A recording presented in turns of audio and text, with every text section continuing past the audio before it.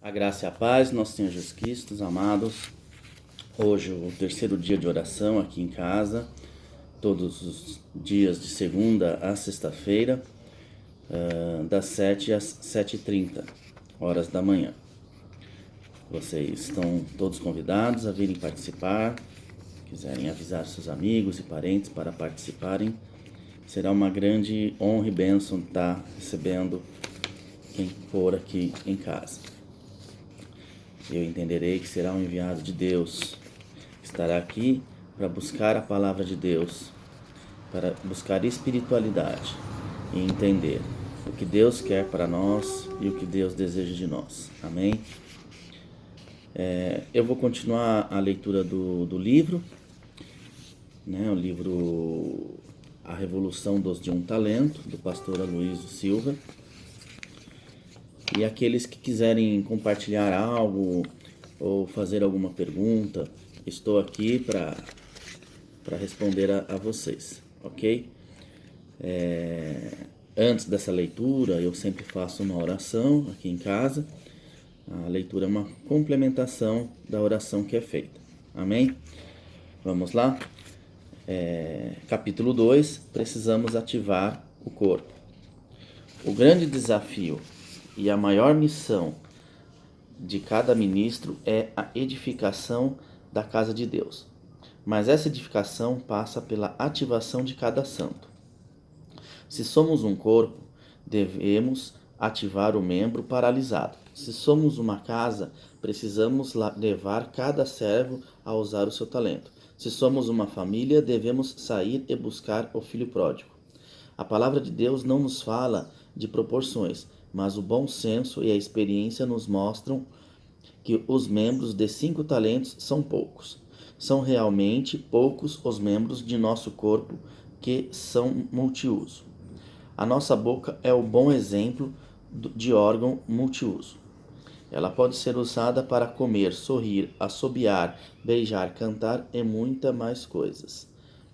É um membro com muitos talentos, mas a maior parte dos membros do corpo possui apenas uma função.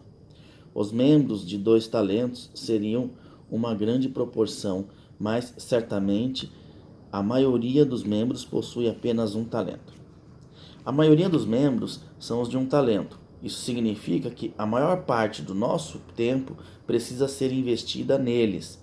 Se eles são maioria, isso também significa que a vitalidade ou a apatia de uma igreja depende deles. O problema é, normalmente, os membros de um talento não são muito ativos e participantes. Na verdade, eles costumam mesmo enterrar o próprio talento. Isso produz um problema, pois o nosso alvo é levar o corpo a funcionar. O desafio é ativar cada membro. Todas as vezes na história em que o corpo de Cristo foi ativado, ali aconteceu uma revolução, um mover do Espírito. O mover de Deus pode começar com um homem, mas nunca fica restrito a ele. Deus levanta alguns para que sejam usados para levantar o resto do corpo. Gostamos de ouvir a história de grandes homens do passado, mas eles somente foram grandes porque foram capazes de mobilizar o corpo. O que os fez grandes não foi tanto tanto que fizeram, mas o quanto conseguiram levar outros a fazer. O maior desafio do líder é trabalhar para que o corpo seja ativado. Precisamos ativar o corpo porque muitos membros estão paralisados, muitos servos enterraram seu talento. Essa geração somente será conquistada se os servos de um talento se levantarem. Só podemos dizer que a igreja acontece de forma prática quando os de um talento saem para negociá-lo. Só há corpo quando cada membro funciona. Quando um membro funciona por 5, temos aí um único membro que faz passar pelo corpo. E isso é uma aberração. O grande desafio de um líder não é mobilizar os de 5 talentos. Na verdade, esses servos não precisam de alguém para liderá-los. Os servos de 5 talentos já são envolvidos e comprometidos com a igreja. O desafio são os de um talento. Se falhamos em ativá-los, nossa liderança terá fracassado. Uma célula pode multiplicar com o trabalho de apenas um membro, mas não será um corpo se apenas um membro funcionar.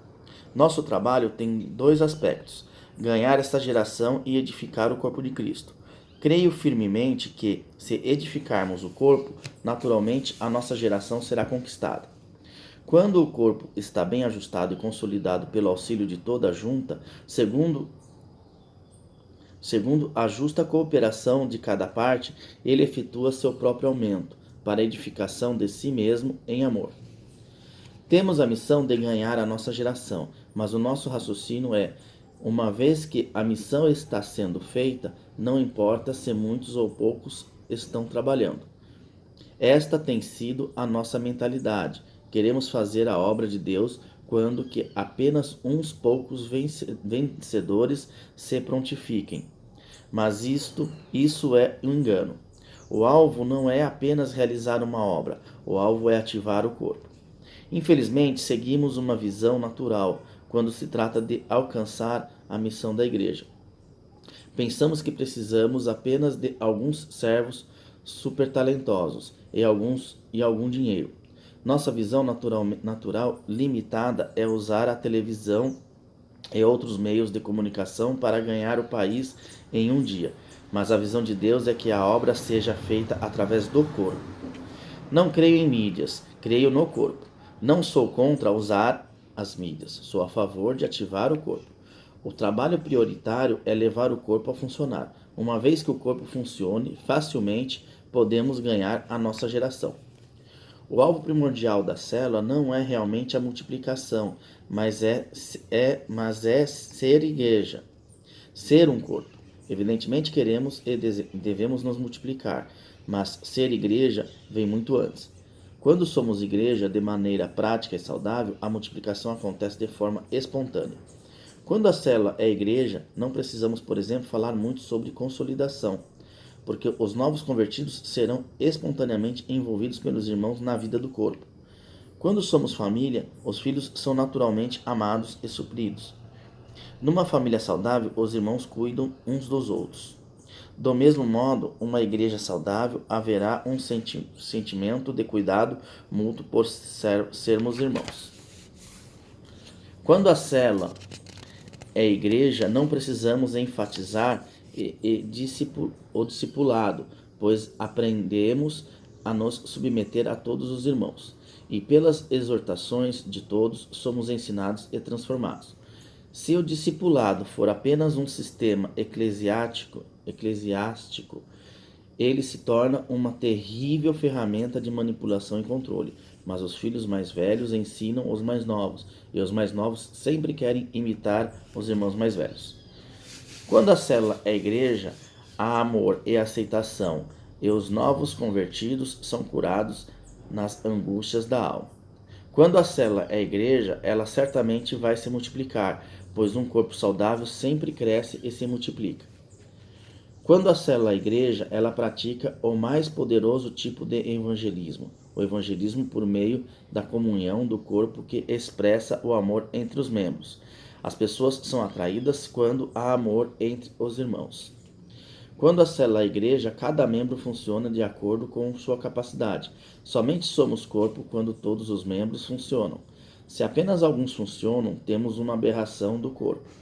Se nos contentamos em ver apenas os irmãos mais talentosos funcionando na célula, estamos negando a realidade espiritual do corpo. Portanto, nosso maior desafio é levar cada célula a ser uma microigreja. A célula deve ser igreja antes de qualquer coisa. E para sermos igreja, a principal necessidade é que todos os membros funcionem. Cada membro precisa ser ativado. Como ativar o membro do corpo? Lembre-se de que todo membro possui pelo menos um talento. O princípio básico é que não existe servo que não tenha recebido pelo menos um talento. Na casa de Deus, ninguém pode desculpar-se dizendo que não recebeu talento algum. Todos os filhos são servos, e todo servo recebeu um talento. Todo salvo é membro do corpo, e se é membro, ele possui um dom. Nos manuais de liderança, a direção é se concentrar nas pessoas que respondem e deixar de lado as demais.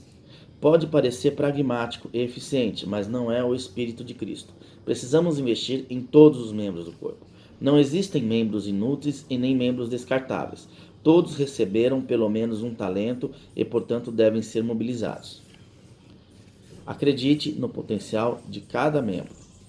Quase todas as nossas dificuldades na célula estão relacionadas com os membros de cada um talento.